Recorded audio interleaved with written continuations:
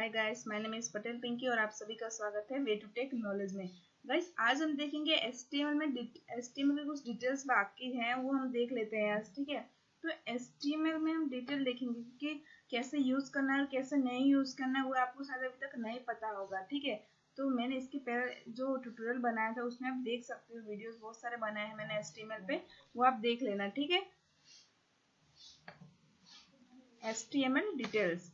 तो HTML का full form है hypertext markup language which is used to create web page. ये web page create करने के लिए होता है। और ये जो HTML टैग है वो स्टार्ट होता है HTML टैग से और एंड भी होता है HTML टैग से। हेडिंग सेक्शन HTML के अंदर आता है first heading section.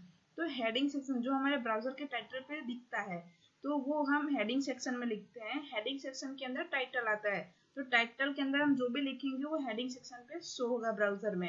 Okay, then body में हम जो लिखते हैं वो हमारे वेब पेज पे दिखता है। लाइक हमें वेब पेज क्रिएट करना है, उसमें स्लाइडर रखने हैं, नेव बार रखने हैं, तो वो सभी चीज हम बॉडी के अंदर रखेंगे। ठीक है, तो ये एक सिंपल सा वेब पेज क्रिएट करने के लिए होता है।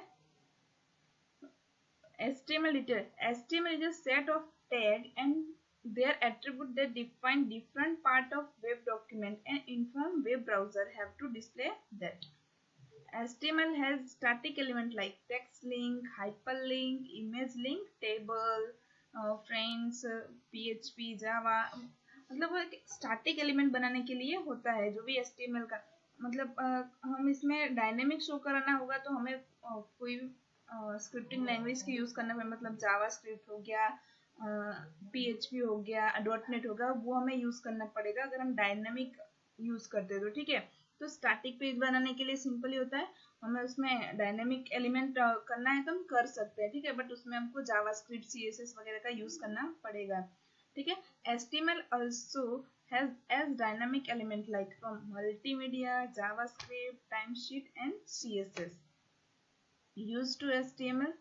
HTML is not only used to develop web page, but it can also use HTML is not a programming language, meaning does not have the ability to create dynamic functionality.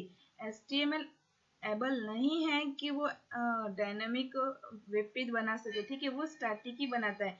Dynamic बनाने के लिए हमें कोई भी coding का use करना, कोई भी स्क्रिप्टिंग लैंग्वेज का यूज करना पड़ेगा। ठीक है, थैंक्स फॉर वॉचिंग।